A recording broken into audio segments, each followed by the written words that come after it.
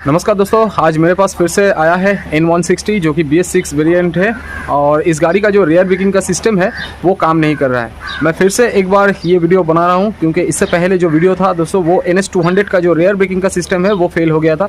तो फिर से मेरे पास आया है ये N160, सेम प्रॉब्लम। तो देखते हैं दोस्तों इसमें एक्चुअली में प्रॉब्लम कहाँ से मिलता है। तो इसका क्या master cylinder, rear master cylinder जो होता है वो ख़राब मिलता है या फिर इसका ABS यूनिट पे प्रॉब्लम है। तो चलिए दोस्तों, वीडियो जो है काफ़ी इंटरेस्टिंग होने वाला है, वीडियो को स्किप मत कीजिएगा। चलिए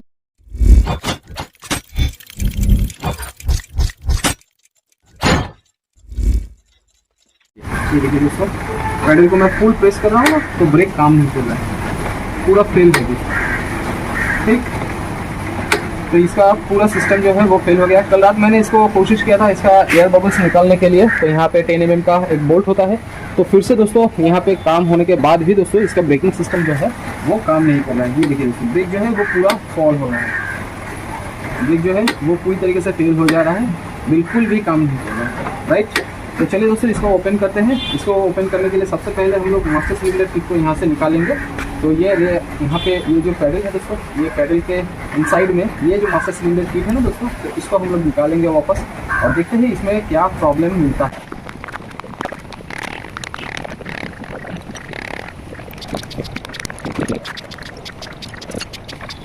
ABS यूनिट से जो ये पाइप आ रहा है ना दोस्तों, तो इसको हम लोग ऊपर की तरफ इस टाइप से क्यों माउंट कर रहे हैं, क्योंकि दोस्तों ABS का जो यूनिट है ना वो टैंक के साइड में है। ये जो पाइपलाइन है ना, तो इस पाइपलाइन के अंदर से दोस्तों ब्रेक ऑयल जो है वो इस मास्टर सिलेंडर पे फ्लो होता है। ठीक है, यहाँ पे देख सकते हैं ना आप लोग, ब्रेक ऑयल है यहाँ पे। इस पाइप से दोस्तों ब्रेक ऑयल जो है वो फ्लो होके मास्टर सिलेंडर पे आता है।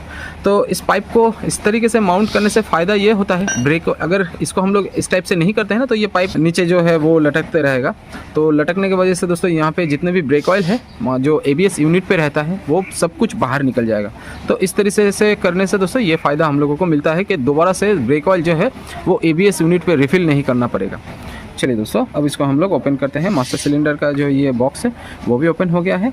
अब इसको हम लोग यहाँ से इस पैनल को बाहर निकालो, बस उल्टा करो और यहाँ पे 2 10 mm का बोल्ट लगा हुआ है। ठीक है, तो इस बोल्ट को हम लोग ओपन कर लेते हैं।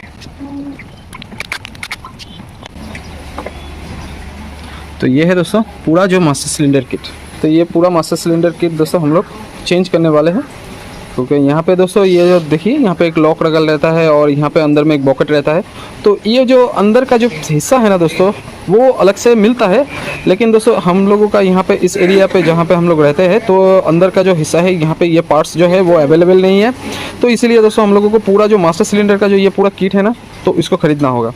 तो अंदर में देखिए दोस्तों यहाँ पे एक वॉशर लगा रहता है, वो शायद कहीं से गिर गया होगा और अंदर में बहुत सारे रस्टिंग है। तो चलिए दोस्तों इसको देखते हैं, रिप्लेस करते हैं और वहाँ पे हम लोग इंस्टॉल करेंगे इसको दोबारा से और देखते हैं रियर ब्रेकिंग का सिस्टम काम कर रहा है कि नहीं। अगर इसमें काम नहीं कर रहा है, नया माल इंस्टॉल करने के बाद तब जाके हम लोगों को ABS यूनिट के पास हम लोगों को जाना होगा और देखना पड़ेगा ABS इसका काम कर रहा है कि नहीं। ये पुराना मास्टर सिलेंडर किट यहाँ पे है और अब यहाँ पे नया मास्टर सिलेंडर किट जो है वो लग चुका है और हमने बहुत देर तक कोशिश भी की कि इसका पीछे का जो रियर ब्रेकिंग का सिस्टम है उसको एक्टिव करने के लिए, लेकिन किसी हाल में भी दोस्तों नया मास्टर सिलेंडर किट लगाने के बाद भी ये एक्टिव नहीं हो रहा है। तो ये किस कारण से हो रहा है दोस्तों, फ्लूइड पाइप है ना जहाँ से ये पाइप निकल रहा है ना दोस्तों, तो ये सीधा जाता है दोस्तों टैंकी के पास, ABS यूनिट के पास। तो इस पाइपलाइन में ना दोस्तों ब्रेक फ्लूइड जो है वो लगता है कम हो चुका है।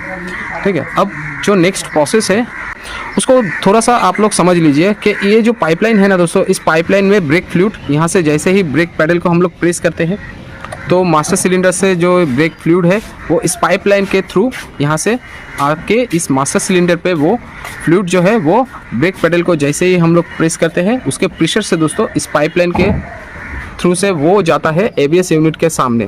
ठीक है, अब ABS यूनिट क्या करता है, उस ब्रेक फ्लूइड को दोबारा से दोस्तों इस पाइपलाइन, ये जो पाइपलाइन है ना दोस्तों जो कैलिपर में लगा हुआ है, तो इस पाइपलाइन में वो प्रेशर जनरेट करता है। उसके बाद ही दोस्तों ये जो पीछे का जो रेयर व्हील है ना वो एक्टिव होता है, ब्रेकिंग सिस्टम काम करता है। तो इस पाइपलाइन में ना दोस्तों ब्रेक फ्लूइड जो है उसका प्रेशर नहीं आ रहा है, तो इसी वजह से दोस्तों इसका ब्रेकिंग सिस्टम काम नहीं कर रहा है। हो सकता है 2 ऑप्शन है अब हम लोगों के पास, या तो इस ब्रेक को प्रेस करके जैसे हम लोग ये 10 mm का जो बोल्ट है, यहाँ से हम लोग एयर बबल्स निकालते हैं। आप लोग नीचे देख सकते हैं, मैंने बहुत देर तक कोशिश किया है इसका एयर बबल को निकालने पे, तो ये जो टाइम है वो पूरी तरीके से वेस्ट हो गया है। अब नेक्स्ट प्रोसेस जो है दोस्तों, टैंक ओपन होगा, उसके बाद ABS यूनिट को हम लोग देखेंगे, उसके बाद मेरा जो ट्रिक्स है मैं उसको अप्लाई करूँगा। क्या वो ट्रिक्स है दोस्तों, आप लोग अगर जानना चाहते हैं तो मेरा NS 200 वाला जो ABS प्रॉब्लम है उसका वीडियो, आप ये वाला जो वीडियो है उसको चेकआउट कीजिए, वहाँ पे आप लोग देख सकते हैं। तो चलिए दोस्तों, इसका भी हम लोग वही सेम प्रोसेस यूज़ करेंगे, देखते हैं ब्रेकिंग सिस्टम एक्टिव होता है या फिर नहीं। तो चलिए दोस्तों, इसका रेयर ब्रेकिंग का जो प्रोसेस है वो बिल्कुल ख़त्म हो चुका है। अब मैं आप लोगों को दिखाता हूँ कि इसका ब्रेक ठीक तरीके से काम कर रहा है या फिर काम नहीं कर रहा है। तो सबसे पहले दोस्तों व्हील को मैं रोटेट कर देता हूँ, ठीक है। ये देखिए दोस्तों, मैं इस साइड से थोड़ा सा दिखाता हूँ। ओके दोस्तों,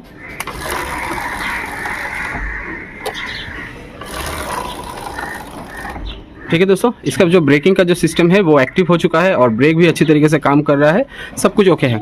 तो दोस्तों मैंने जो काम किया था तो उसको थोड़ा सा दिखाना पॉसिबल नहीं हुआ था, लेकिन मैं आप लोगों को कुछ जानकारी मैं दे देता हूँ। अगर आपके पास ऐसा प्रॉब्लम आता है तो आप कैसे उसको जल्दी से सॉल्व कर सकें। ये देखिए दोस्तों, इसका जो पाइपलाइन है ना दोस्तों, तो इस पाइपलाइन को हमने क्या किया, सबसे पहले दोस्तों जो प्रोसेस था, जो नॉर्मल प्रोसेस मैंने अप्लाई किया था, इसका जो ब्रेक है वो मैंने प्रेस कर रहा था और ये जो एयर नट है यहाँ से इसका जो एयर बबल्स है वो मैंने रिलीज़ कर रहा था, ठीक है। तो ये करते करते दोस्तों ये जो प्रोसेस है वो बिल्कुल काम नहीं कर रहा था। तो फाइनली दोस्तों हमने क्या, ये जो कैलिपर से जो ये पाइपलाइन है ना दोस्तों, जो डायरेक्ट ABS यूनिट पर लगता है, तो इस पाइपलाइन को हमने ओपन किया। तो इस पाइपलाइन को ओपन करने के बाद दोस्तों हमने देखा कि इसमें चेक किया कि इसमें लीकेज का प्रॉब्लम है या फिर नहीं है। तो देखा दोस्तों इसमें लीकेज का प्रॉब्लम हम लोगों को नहीं मिला, लेकिन दोस्तों इस पाइपलाइन में जो पुराना जो ब्रेक ऑयल था वो हमने साफ़ कर दिया है, बिल्कुल क्लियर कर दिया है। उसके बाद नया जो .4 रिकमेंडेड जो ब्रेक ऑयल होता है वो हमने रिफ़िल किया। उसके बाद दोस्तों वापस कैलिपर में अटैच किया, ABS यूनिट पे अटैच किया। उसके बाद दोस्तों सेम प्रोसेस, ब्रेक को प्रेस करते करते दोस्तों यहाँ पे जो एयर बबल्स आता है उसको हमने एयर को रिलीज़ किया, तो ब्रेक जो है वो परफेक्ट तरीके से काम करने लगा। तो ये था दोस्तों पूरा प्रोसेस। आज का इस वीडियो में आप लोगों को बहुत कुछ सीखने को मिला होगा। अगर आपके पास दोस्तों डुअल चैनल ABS किसी भी बाइक में अगर ब्रेक फॉल हो जाता है, ब्रेक अगर काम नहीं करता है, किसी भी फ्रंट ब्रेक हो या फिर रेयर ब्रेक हो, तो आप लोग इस तरीके से अगर मेरा जो प्रोसेस है उसको अगर अप्लाई करेंगे ना, तो दोस्तों आपका ये जो काम है वो बहुत जल्दी हो जाएगा और काम भी सक्सेस होगा। तो चलिए दोस्तों, वीडियो अगर पसंद आता है तो वीडियो को लाइक शेयर ज़रूर कीजिए। चैनल पे हमारी पहली बार आए हैं तो चैनल को सब्सक्राइब करके बेल आइकन को प्रेस करके नोटिफिकेशन को ऑल कर दीजिएगा, ताकि मेरा आने वाला हर वीडियो का नोटिफिकेशन सबसे पहले आपके पास पहुँचे। तो आज के लिए इतना ही, मिलते हैं किसी नेक्स्ट वीडियो में, तब तक के लिए